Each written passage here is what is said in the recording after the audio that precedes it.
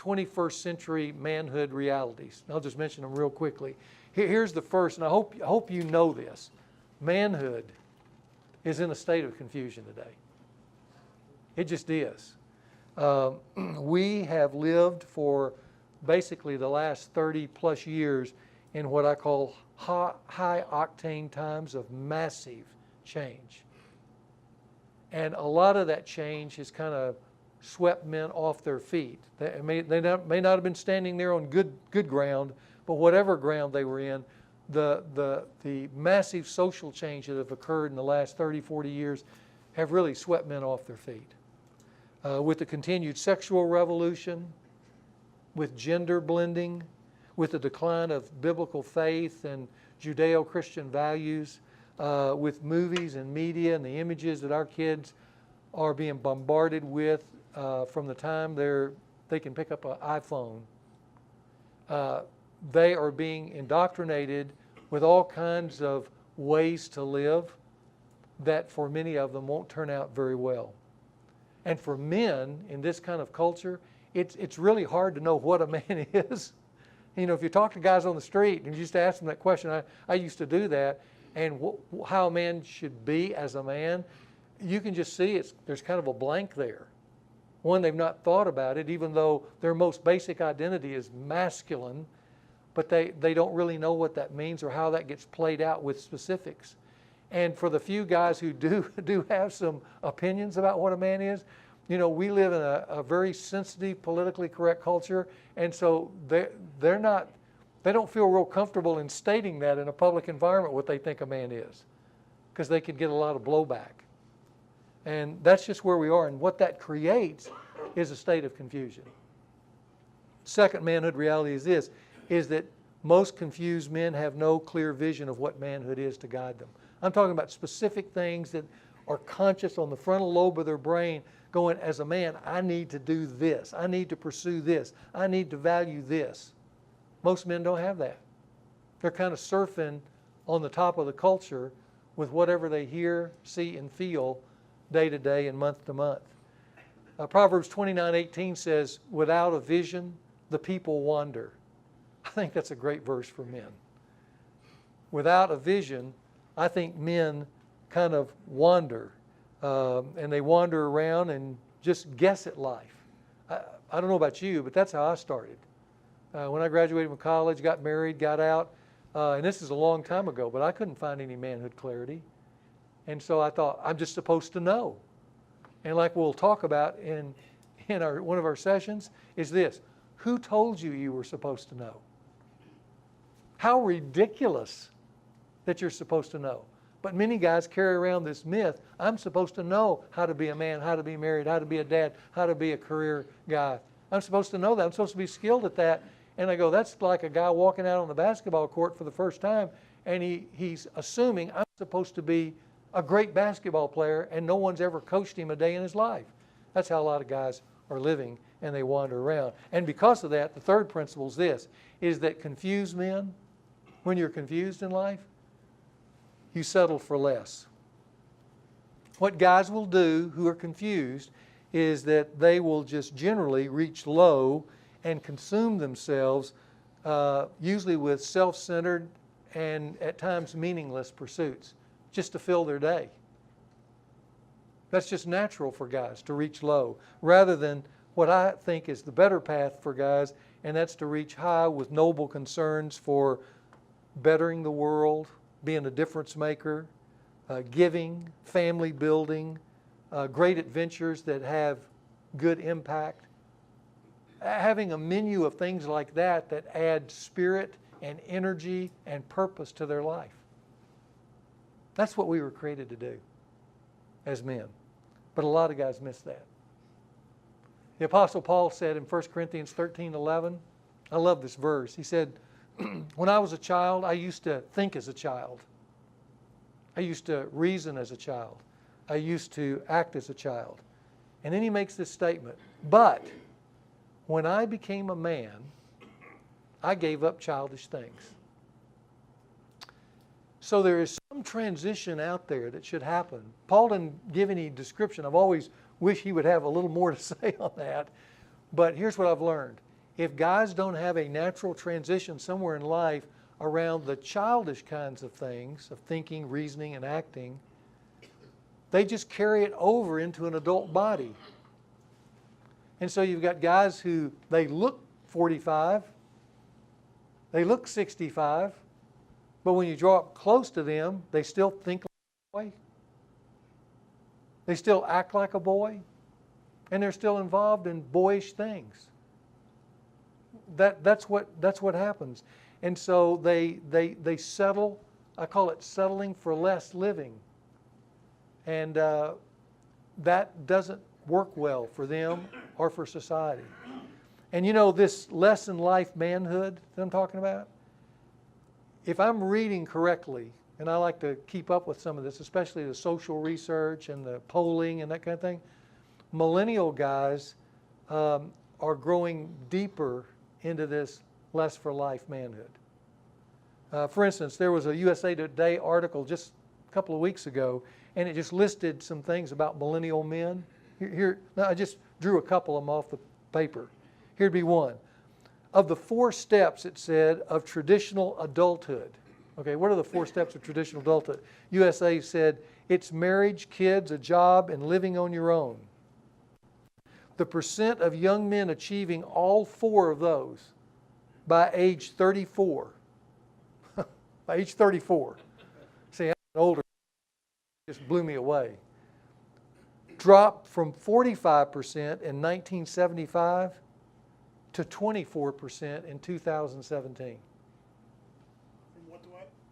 From 45% in 1975 to 24% in 2017. So when you look out on the landscape with guys from 20 to 40, only 24% of those guys are married, have kids, have a job, and are living on their own. They're not living in mom and dad's basement. That's amazing.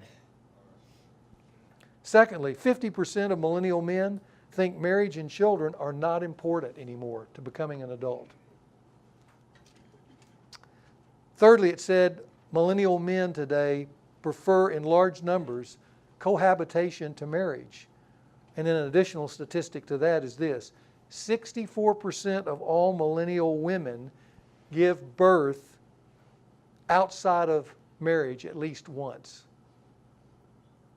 64% have a child out of wedlock.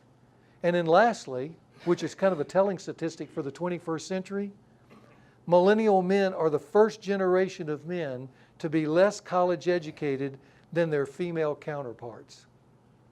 And that gap is growing. I remember one day I went into Starbucks, and this was a couple of years ago. But I went into Starbucks, you know, they have the papers there, and the New York Times is there. And the headline on the New York Times was this: when it comes to college, women are leaving men in the dust. And boy, the statistics on that were dramatic. But that's where we are today. We settle for less when we're confused. And then the last thing, or the fourth thing of where we are is just this: confused men will create serious problems for society. And again, that's not hard for us. We got that on the paper every night. In fact, my wife, she hates to even watch the local news because it's just one manhood wound after another inflicted on our city. 90% of all crimes are male. 94% of all drunken drivers are males. 98% of all rapes are males. 23% of all college females will be sexually assaulted in some way before they graduate in college. That's your daughter and mine. 41% of all children grow up without a father. They got mom, they don't have dad. And let me tell you, for a male, a boy who doesn't have a dad, he'll live with that wound for the rest of his life. And then you look at our prisons, and I was just at the prison the other night at the ACC, and you walk in there and you got, because our prisons are basically male prisons. That's what they are. And you walk in there, and you know, of course, when you go to prison, they dress you up a little bit. You kind of get sobered up. You're wearing your little jumpsuit. But I'm always amazed every time I go into prison when I'm sitting there, and Jim Bell and I were with about 100 or so guys the other night, and you're sitting in there, and I'm always amazed because when they're sitting in there sober, and I'm looking, it looks like a boys' choir. They're fresh-faced, they're young, they look energetic, they're wide-eyed, they want to talk and stuff like that, and I think, all these guys are in prison. They look like they could, come over and join me, and they could have a job, and they look like when I'm interacting with them, they could get along, but they're broken. When you start talking to them a little bit, you start finding out their brains are broken. They got so many things to unwind in there. They're just a tight thing of rope that each one needs to be pulled out and the knot taken out in order to get them healthy enough to function in society. And let me tell you, what happened to them? And in most cases, because I go in to talk about this to those prisons, in most cases I need to just ask one question. Did you have a dad? I remember I was in a maximum security prison with 150 guys. I said, did you guys have a dad? No one raised their hand except one guy. And I said, so you had a dad? He said, yeah, I'd like to slit that son of a bitch's throat. Boy, you go, whoa. I don't want to be his dad. That gets your attention. But it's just, you start mass producing that, and society has a problem. And we do have a problem. Now, I want to give a fifth principle that kind of counters the first four I just gave. This is the hope of the world. This is Christmas. Here it is. Jesus and the Bible offers real hope for being a better man. You guys believe that, don't you? And here's the good news, is most of us are in the room because of point 5. Because we would have joined the other 4 points if we didn't have point 5 in our life. That's what you come to understand. There's got to be something that pulls you out of yourself, out of your pain, out of your wounds, out of your confusion, out of the fog, and gives you some solid steps to count on. And then as you go through life, those steps start paying off. Sometimes not at the beginning, but they start paying off, and then they grow stronger and better and more exciting as your life goes on. And then you come to a place where I am, and I'm looking back over the landscape, and I wouldn't want to do anything else because it worked. And it worked well. That's what we want. That's the gift. That's the gift you want to give these young men sitting around your table. You just want to give them a starting line that makes sense. They're not going to figure it all out, but if they could just take a few steps, as guys have done, they will begin to see that Christ has come. Emmanuel. He is with us, and it makes a difference in our lives. We're not perfect, but we are better, and that's what we're after, better men. I've been exposed to, really over a long time now, probably 27 years. I've been exposed to hundreds and hundreds and hundreds of men all over the country and even the world who would point to a starting place with a group of men that changed their life and ended up changing their marriage, changing their family, changing themselves at work. And all of a sudden, everything's better. Not perfect, but it is better. They found a higher, more noble, more godly manhood, and they did so because of the truths that we're going to be talking about in Man to Man. It's not the only place they can go, but it makes this huge difference in their lives. Being a pastor and stuff like that, you preach and hope it's going to bring change. You teach seminars and hope it's going to bring change. But if I were to look back, I can say this, and I've said this to pastors all over the country, I would invest in men, because if men get it over these truths, there is nothing that changes more a community than men who get it. Nothing. And I've seen more life change when guys do get it than anything else I've ever done. And I've also enjoyed over the years the countless wives and girlfriends who, when their boyfriend or their husband is going through stuff like this, doesn't have to be just man to man, it could be any man program where they're getting for the first time some clarity.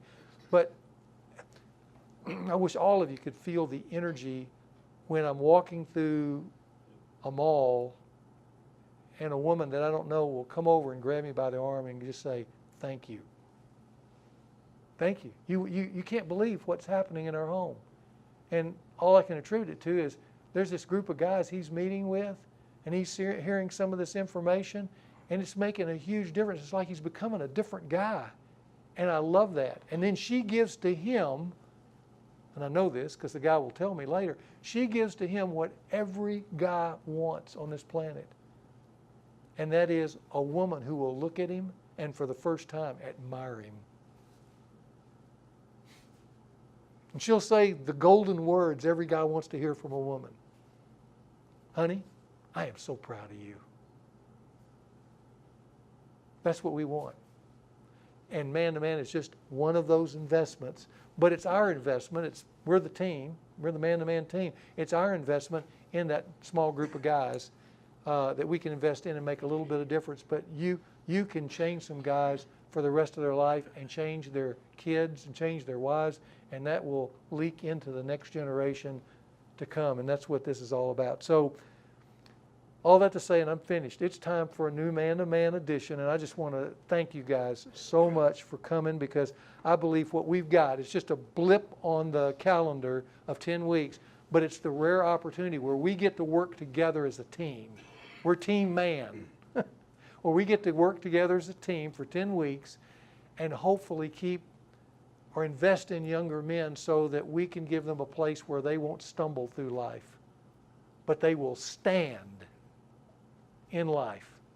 And they will claim as best they can, because of what you've done and we've done together, they will hold the flag of a noble manhood that lives purposefully, that lives in a life-giving way, sacrificially, wisely in engaging their surroundings of women and work and kids and stuff. We get the chance to do that together. So, welcome to Team Man.